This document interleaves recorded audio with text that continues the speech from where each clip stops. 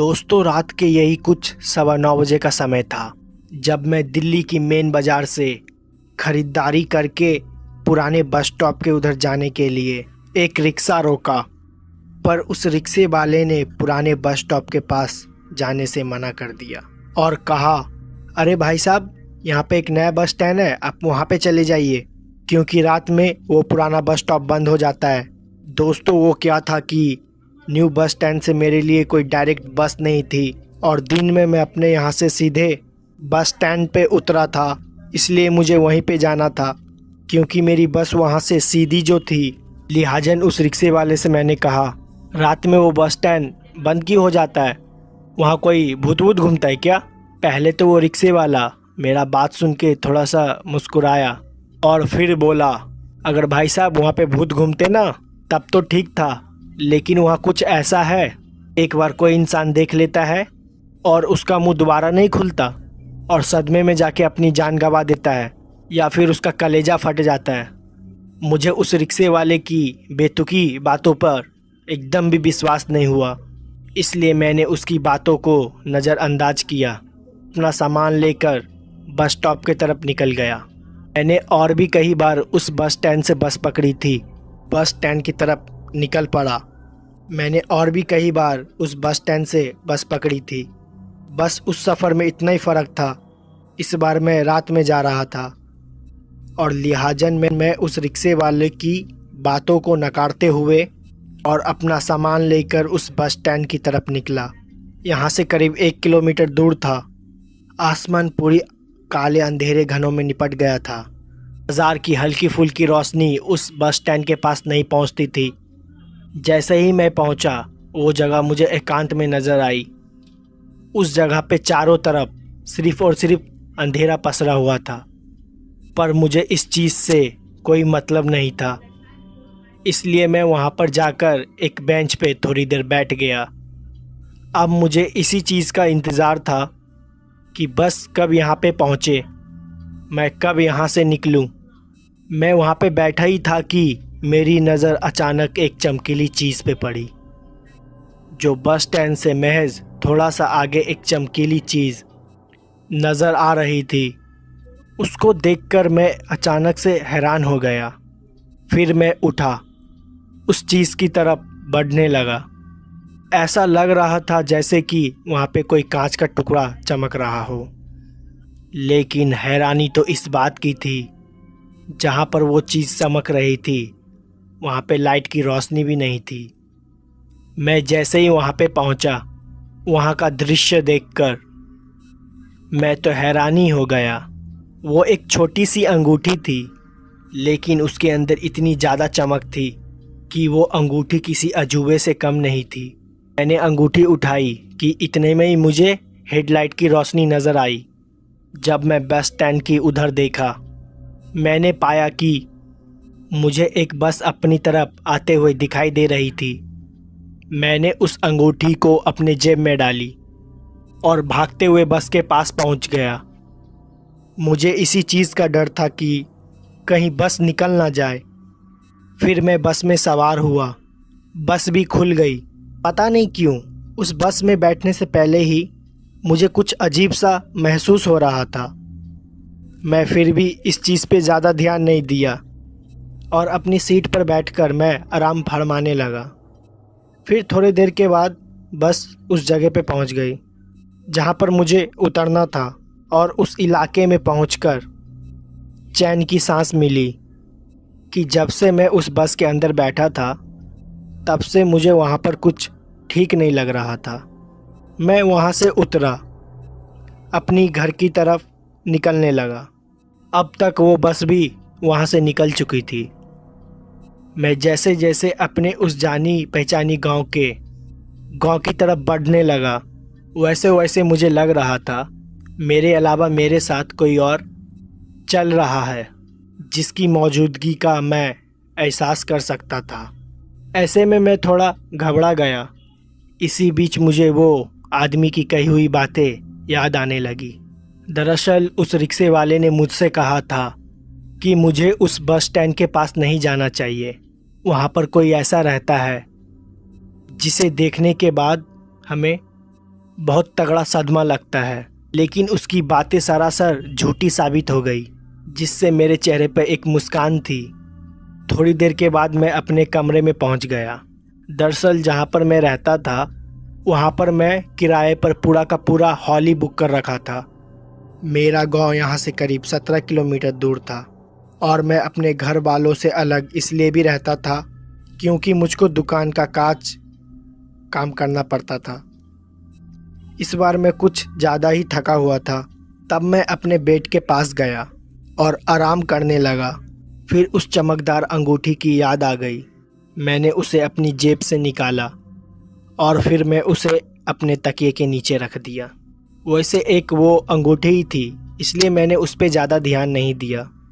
मैं काफ़ी थका हुआ था, इसलिए मैं सोने की कोशिश कर रहा था। फिर थोड़ी देर के बाद मुझे पता ही नहीं चला कब मेरी आंख लग गई। फिर मुझे ऐसा एहसास होने लगा कोई मेरे आजू बाजू में चल रहा है। एक कदमों की आवाज़ मेरे कानों में गूंज रही थी। ऐसा लग रहा था कि वो कोई स्त्री है जिसकी पायल की धुनी बार बार मेरे कानों में गूंजती और फिर उसके बाद उसकी हंसने की आवाज़ भी आती। ये थोड़ी देर के लिए हुआ। फिर थोड़ी देर के बाद मेरी अचानक से आंख खुल गई और अपने आजू बाजू में देखा। वहाँ पर मुझे कोई नज़र ही नहीं आ रहा था। पता नहीं पर क्यों अभी तक मेरे शरीर का पूरा तापमान काफ़ी ज़्यादा बढ़ गया था। पूरा शरीर पसीने से तरबतर हो गया था।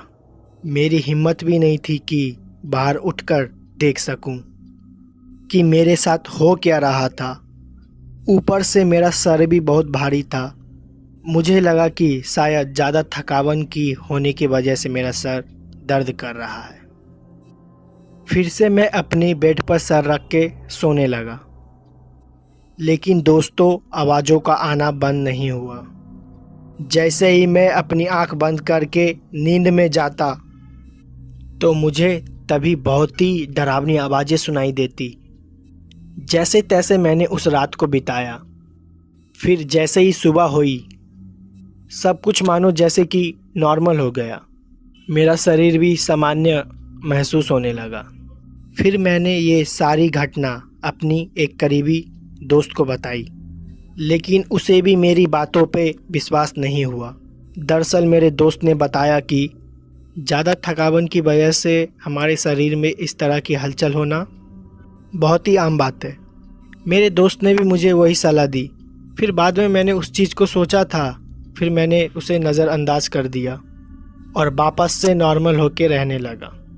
2 से 3 दिन तक तो सब कुछ सामान्य रहा। मुझे ऐसा लगा कि शायद वो उस दिन की थकावट ही थी जिसके वजह से मुझे ऐसा लग रहा था। तीसरे दिन रात मैंने ऐसा कुछ देखा जो कि मेरी ज़िंदगी का सबसे डरावना दिन था। उस रात मैं अपना काम वाम निपटाने के बाद खाना वाना खाकर अपने बिस्तर पे आ गया और रात को फ़ोन चलाते चलाते पता नहीं कब मेरी आंख लग गई। और जब मेरी आंख खुली तो मैंने देखा मेरे हाथ को किसी ने दबोचा हुआ था। पहले तो मेरी नज़र उस हाथ पे गई। मेरे बाएं हाथ को दबोच रखा था। उसके बाद मैंने सामने की तरफ देखा तो मैंने पाया कि अब तक रात के 1:30 बजने वाले थे। उसके बाद मैंने अपने बगल में धीरे धीरे देखने की कोशिश की। वहाँ का नज़ारा देखकर तो मेरी हालत ही पतली हो गई। दरअसल मैंने देखा कि वो एक लड़की थी जिसका पूरा बदन दूध की तरह सफ़ेद था। तो मुझे उस लड़की की तरफ से रोने की आवाज़ आ रही थी, मगर उसके बाद उस लड़की के चेहरे पर अचानक ही एक मुस्कान आ गई। उसके डरावने चेहरे को मुस्कुराता हुआ देखकर मैं तो दहशत में चला गया। मुझे समझ ही नहीं आ रहा था कि मुझे इसमें क्या करना चाहिए। तभी मेरी नज़र उस औरत के हाथ पे चमकदार रिंग पे पड़ी।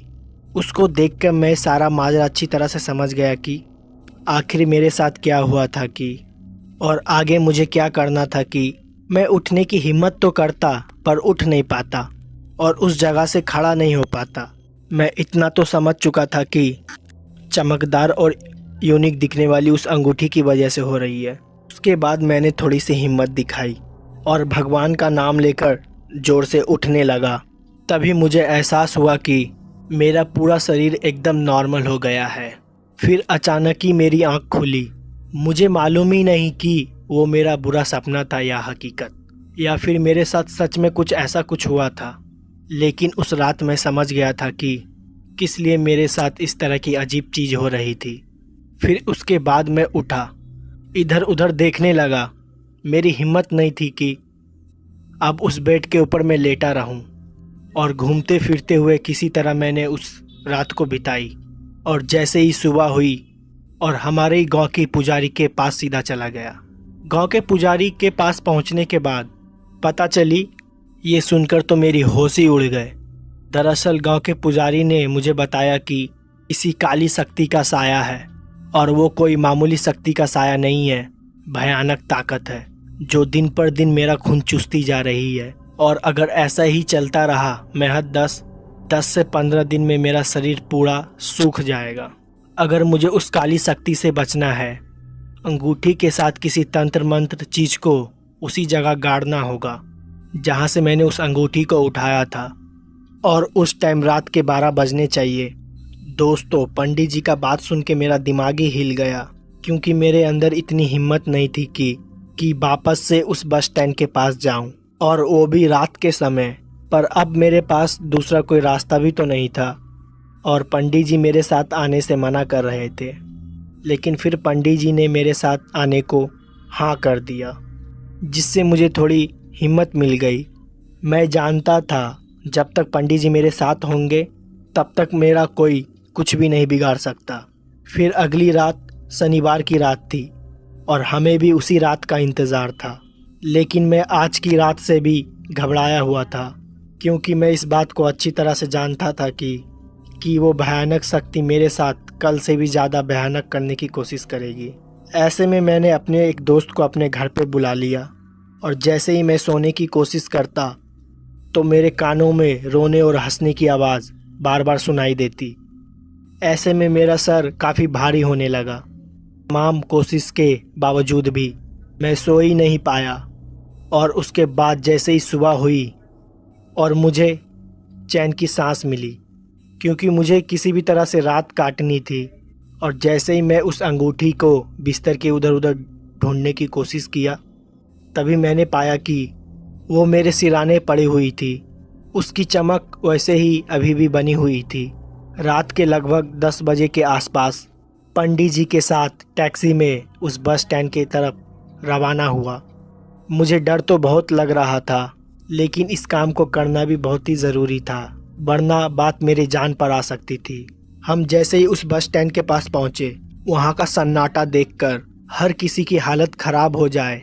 उसके बाद उस पुजारी ने मुझको रुकने को कहा। थोड़ी देर तो हम लोग वहीं पे बैठकर इधर उधर देखने लगे। फिर जैसे ही रात को 12 बजने को आई, तभी उस पुजारी ने लंबी सांसें लेते हुए कहा, देखो बेटा, तुम्हारी ज़िंदगी और मौत आपस में टकराने वाली है। अगर तुम इस काम को ढंग से नहीं किया तो तुम्हें यहीं पे अपनी जान गंवानी होगी, और अगर ये काम तुमने ठीक से कर लिया तो भी तुम्हारे साथ कुछ ऐसा होगा उसके बारे में तुमने कभी पहले सोचा भी नहीं होगा। इसीलिए तुमको सोच और समझ के कदम उठाने हैं। दोस्तों, उसके बाद उस पुजारी ने मेरे हाथ में नारियल दिया, और उसके बाद वो अंगूठी दी। उस नारियल के ऊपर खून के कुछ छींटे थी। शायद वो छींटे इसलिए भी थी, शायद किसी भी बुरी शक्ति को अपनी ओर आमंत्रित किया जाए। जैसा उस पुजारी ने मुझे बताया था, मैं वैसे उस नारियल के साथ चमकता हुआ अंगूठी को लेकर आगे की तरफ बढ़ने लगा। मैंने कभी सोचा ही नहीं था कि मेरी ज़िंदगी इस पड़ाव पर पहुंच जाएगी। फिर मैं धीरे धीरे अपनी कदमों के साथ उसी जगह पे पहुंच गया जहां से मैंने उस अंगूठी को उठाया था। पता नहीं मुझे क्यों ऐसा लग रहा था कि मेरे साथ साथ कोई और भी है, जिसके होने का मुझे एहसास हो सकता था, लेकिन मैं उसे देख नहीं सकता था।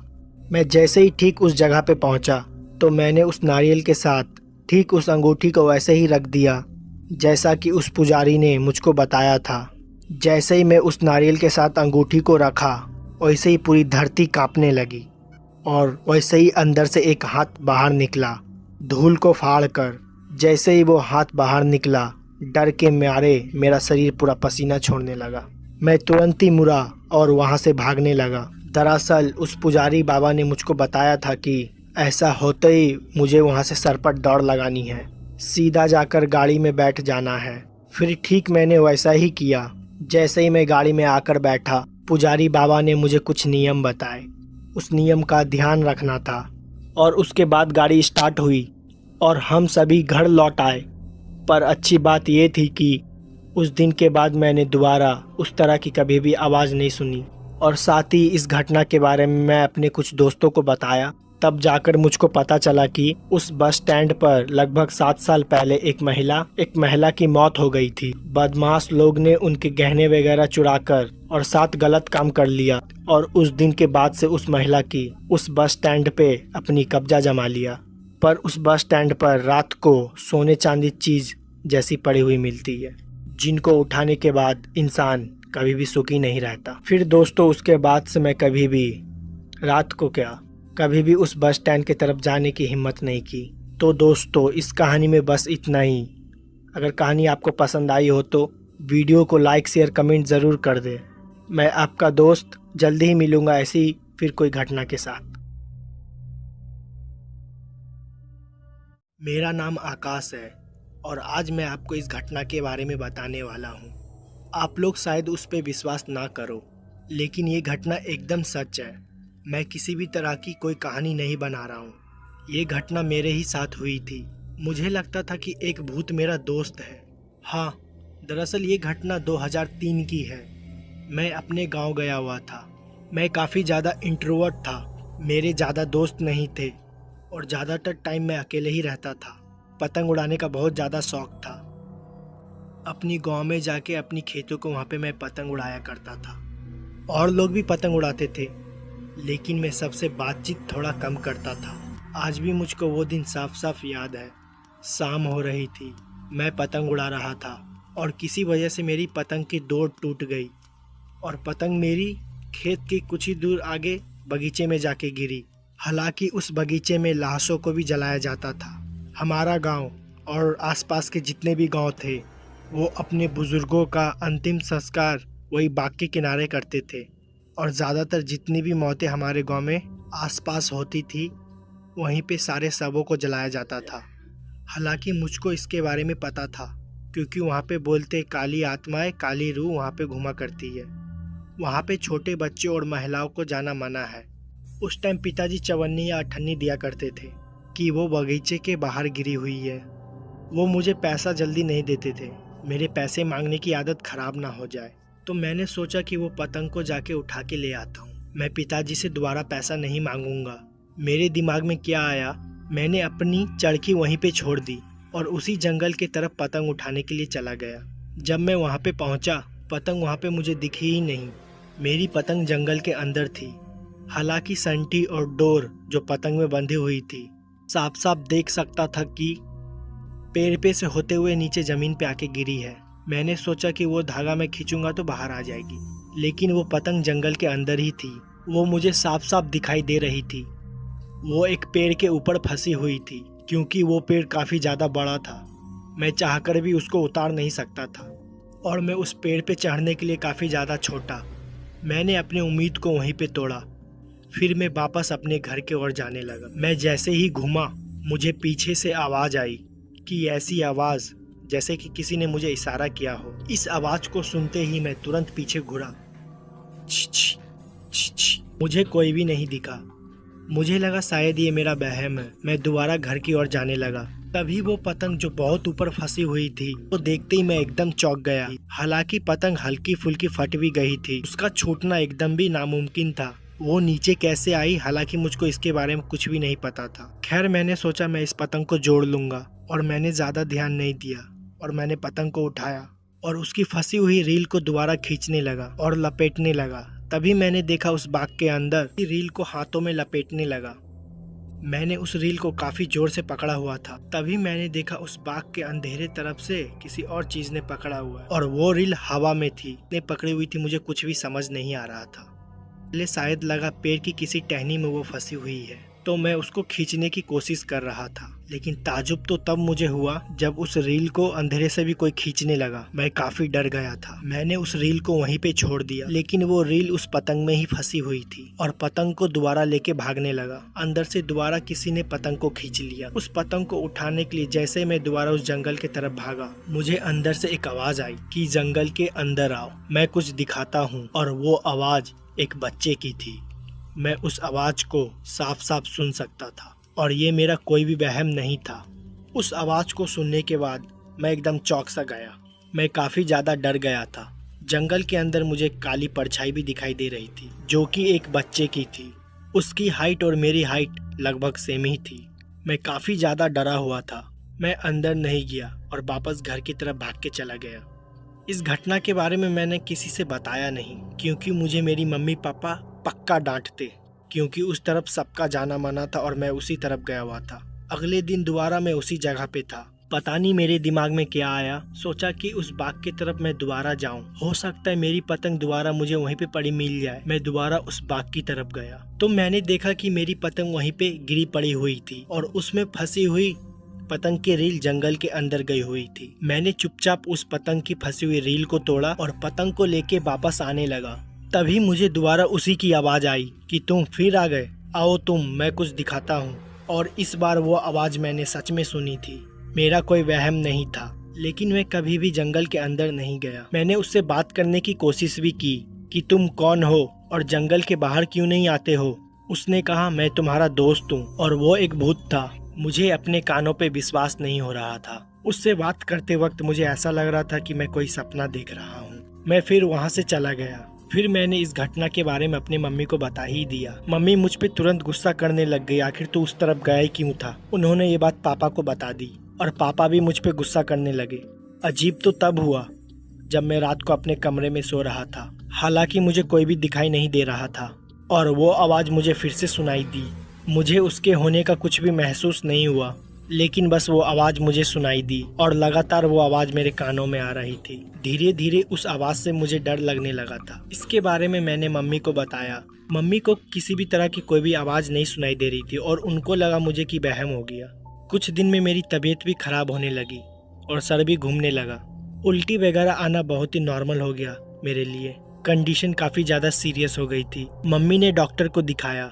उन्होंने बोला शायद फूड पॉइजनिंग हुआ है, फूड पॉइजनिंग की वजह से हो रहा है। लेकिन ऐसा कुछ भी नहीं था, क्योंकि मैं बाहर का कुछ खाता भी नहीं था, तो मुझे फूड पॉइजनिंग हो भी नहीं सकती थी। पता नहीं पापा के दिमाग में क्या आया। उनको जब वो बात पता चली थी जंगल के उस हिस्से पे मैं जाता हूँ, तो उसी वक्त वो मुझ पे शक करने लगे थे। उन्होंने फिर अपने जान पहचान के पुजारी से बात की। उस पुजारी को मेरा पहना हुआ एक कपड़ा दिखाया और पुजारी उस कपड़े से ही समझ गया कि मुझ पे कोई आत्मा का साया है और वो साया एक बच्चे की आत्मा का है। हालांकि वो आत्मा मुझे किसी भी तरह की नुकसान नहीं पहुंचा रही थी, लेकिन उसके मेरे पास होने से मेरी तबीयत खराब हो रही थी। पुजारी का ये कहना था उस आत्मा से सिर्फ मैं ही बात कर सकता था। काफी अजीब सी घटना थी ये, लेकिन ये मेरे साथ ही घटी। फिर किसी तरह उस पुजारी ने कोई ताबीज बनाई, वो मुझे पहना दी। हालांकि मम्मी इस ताबीज वगैरह किसी भी बात पे विश्वास नहीं करती थी। उनको सिर्फ पूजा पाठ से ही मतलब था, क्योंकि उनको ताबीज वगैरह एक काला जादू लगता था। वो पूजा वगैरह भी बहुत किया करती थी। खैर, एक हफ्ते बाद मेरी तबीयत दोबारा ठीक होने लगी और वो जो आवाज मुझे सुनाई देती थी वो भी सुनाई देना बंद हो गई। मुझे उस दिन से उस जंगल के हिस्से में जाने के लिए एकदम मना कर दिया गया कि मुझे कैसा लगता था। ये घटना धीरे धीरे पूरे गांव में भी फैल गई। लोग इस चीज के बारे में मेरे से पूछते भी थे, आखिर वो चीज दिखती कैसी थी। मैंने इसके बारे में कभी भी किसी को कुछ ज्यादा बताया ही नहीं, क्योंकि मुझको इसके बारे में बात करना बिल्कुल भी अच्छा नहीं लगता है। क्योंकि मैंने सुना है इन सब चीज के बारे में बात करो तो ये दोबारा तुम्हारे तरफ अट्रैक्ट होने लगती है। इस घटना के करीब 3 या 4 साल बाद मैंने घर छोड़ दिया और बाकी की पढ़ाई वहीं से कंटिन्यू की। फिर मैं अपने नानी के वहाँ चला गया था और फिर ऐसी घटना कोई भी मेरे साथ नहीं घटी। दोस्तों, डॉक्टर अगर किसी की मौत डिक्लेयर कर दे तब भी बाय एनी चांस वो इंसान जिंदा हो सकता है। आप में से ज़्यादातर लोगों का जवाब नहीं होगा और आप में से कुछ लोग ऐसे भी होंगे जो ये चमत्कार होते हुए खुद देखे भी होंगे।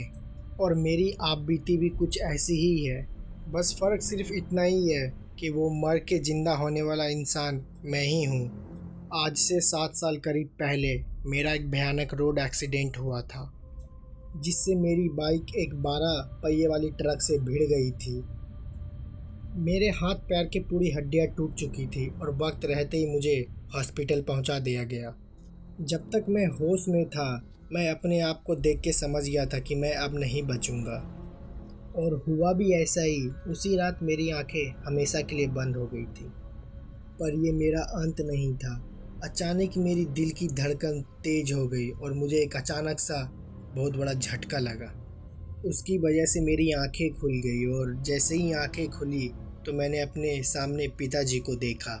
पिताजी थे, दोनों हाथ जोड़े अपने सर ठिकाए हुए मेरे सामने पड़े हुए थे। फिर मैंने अपने आसपास नज़र फिरा के देखा तो कुछ लोग इर्द गिर्द बैठे हुए थे, जो कि बहुत ही अजीब दिख रहे थे। फिर मैंने एक नज़र अपने पे डाली तो मैंने देखा मेरा पूरा बदन लाल कीचड़ से पूरा सना हुआ है। इतने में ही मैं कुछ समझ पाता, जो मेरे इर्द गिर्द आदमी बैठे हुए थे अचानक ही मेरे आँख पे काली पट्टी बांध दी। फिर मुझे एक कपड़े में लपेटने लगे और मुझे कुछ महसूस होना भी बंद हो गया था, पर मेरी आंखें खुली हुई थी। अब ना तो मुझे कुछ बाहर का सुनाई दे रहा था और ना ही वो मेरे बदन पे लपटा हुआ कपड़ा भी महसूस हो रहा था।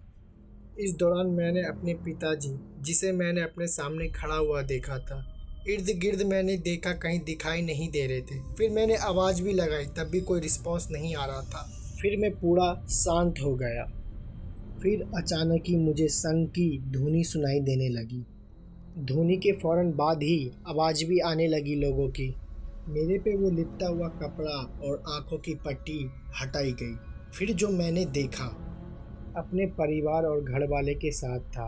ये देखकर मुझे काफ़ी खुशी हुई, पर ना जाने क्यों मेरे परिवार मेरे करीबी नहीं आ रहे थे। फिर मैंने जब उनसे सवाल करते हुए पूछा, क्या हुआ, तुम लोग मेरे से दूर क्यों भाग रहे हो?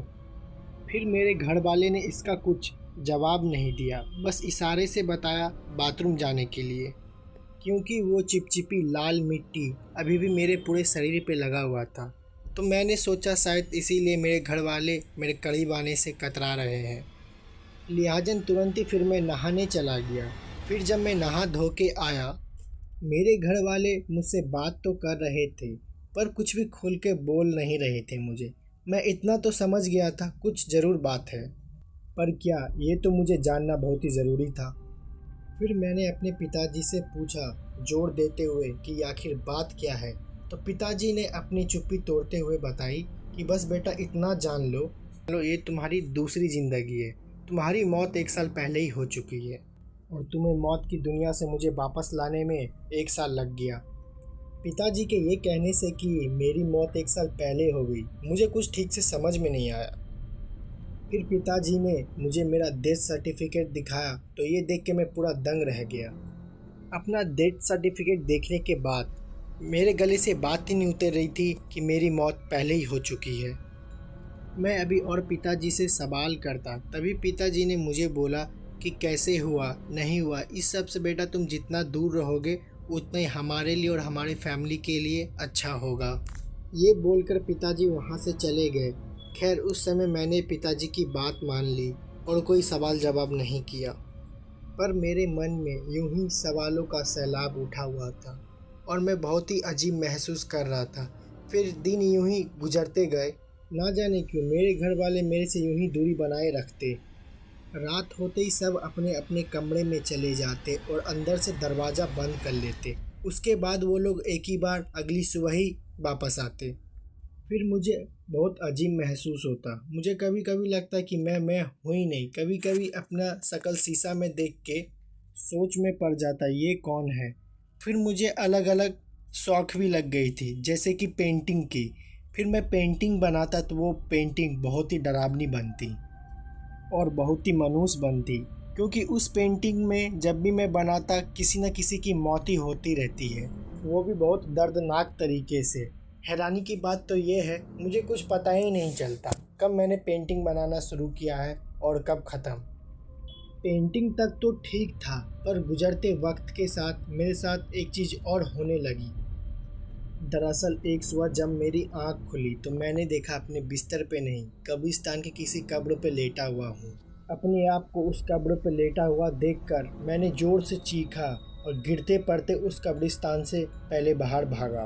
फिर जाकर मेरा शरीर मेरे काबू में आया। फिर मैंने जैसे ही बाहर इधर उधर देखा तो मुझे एक बस स्टॉप दिखाई दिया जहाँ कुछ लोग मौजूद थे।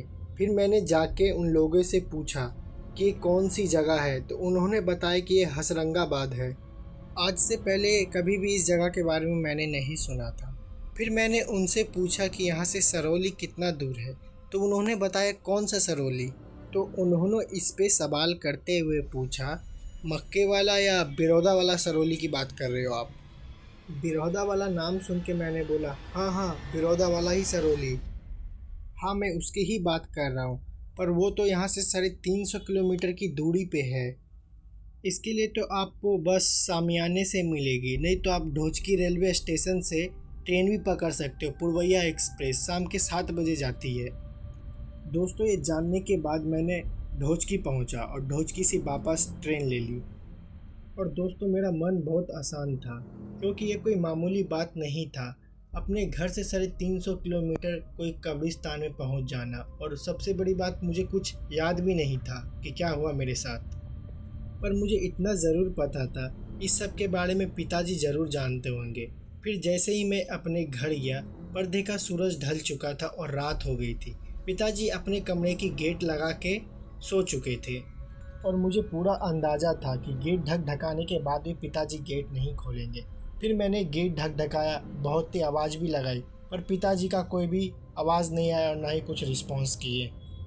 फिर वहीं मैं दरवाज़ा पीटते पीटते आंखों में आंसू लिए बैठ गया था और मुझे बहुत ही तकलीफ़ हो रहा था। एक तो यहाँ पे मेरे साथ ऐसी घटना हो रही थी और एक परिवार का ऐसा रूप रंग देख के मुझे बहुत ही दर्द हो रहा था।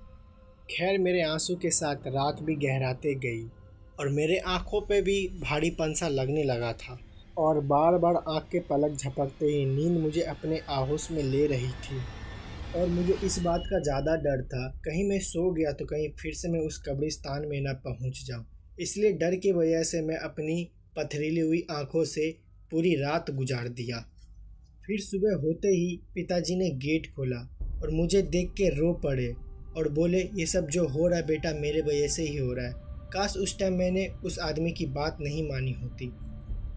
तुझे जिंदा करने के बजाय जिम्मेदार पिता के वजह से अंतिम संस्कार करके तुझे विदा कर दिया होता। बेटा, तू इस धरती पे जो है, ये धरती है ही नहीं तेरी। ये सब पिताजी की बात सुनकर मुझे कोई भी हैरानी नहीं हुई, क्योंकि मेरे साथ जो हो रहा था इंसानों की सोच से कोसों दूर था। और इतना तो मैं समझ गया था कि ये जो धरती है इंसानों की तो नहीं है। ये सब पिताजी बोलकर फिर अपने कमरे के अंदर चले गए और गेट बंद कर दिए और बोले, बेटा तू यहाँ से कहीं दूर चला जा और दोबारा यहाँ कभी लौट के मत आना। ये सुनकर फिर से मैं जिंदा मर गया।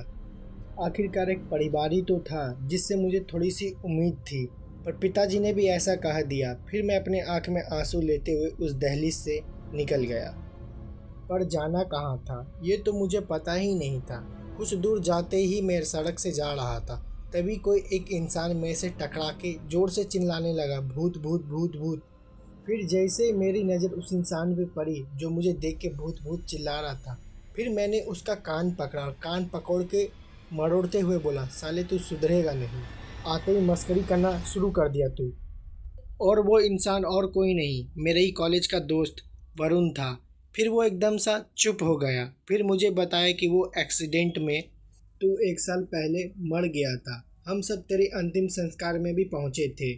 ये अलग बात है कि तेरे अंतिम संस्कार में आए सभी लोगों को अचानक ही तेरे पिताजी ने वापस चले जाने को कहा और सबको बोला ज़रूरत नहीं है ये तमाशा देखने के लिए, और ऐसे व्यवहार के कारण तभी सभी कोई चले गए।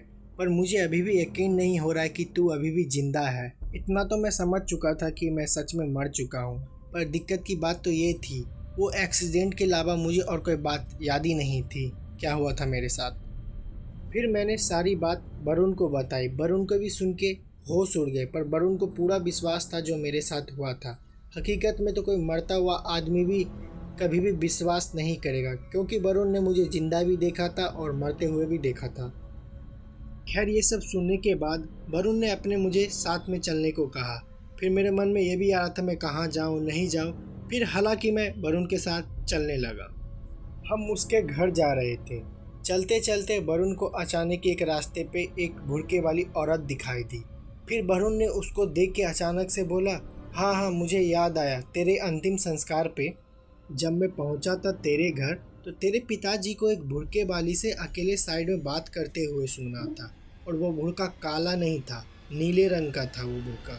वरुण की ये बात सुन के मैं सोच में पड़ गया कि ये भुड़के वाली कौन थी और पिताजी उससे अकेले में क्या बात कर रहे थे हाथ जोड़ के।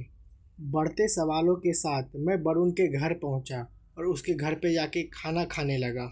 खाना पीना करके मैं वहीं साइड में बैठ गया और वरुण को भी कोई काम से बाहर जाना पड़ा। और आस्ते आस्ते मेरी आंख फिर से भारी होने लगी। मैं सोना तो नहीं चाहता था पर नींद पे मेरा काबू नहीं रहा और मेरी आंख लग गई। और जैसे ही आंख खुली जिस बात का मुझे डर था वही हुआ और मेरी आंखें फटी की फटी रह गई। मैं वही कब्रिस्तान में जाके लेटा हुआ था। पर इस बार मैं उस कब्र पे सोया हुआ नहीं था। इस बार उस कब्र को मैं खोद रहा था और ये देख के मैं काफ़ी डर गया और ज़ोर से चीखा और पीछे भागा तो मैं उसी भुड़के वाली को देखा, नीले भुड़के में जो थी। वो मुझे देख के बोली, मर जाओ। इतना में ही मैं कुछ समझ पाता तभी मैं कब्र पे गिर गया। फिर जो हुआ दोस्तों मेरे साथ उस रात, आपके रोंगटे खड़े हो जाएंगे सुन के। अगर आप ये जानना चाहते तो बने रहे हमारे चैनल पे और लाइक करें, सब्सक्राइब करें, बेल आइकन प्रेस ज़रूर करें। मिलते हैं फिर से एक ऐसे ही न्यू वीडियो के साथ।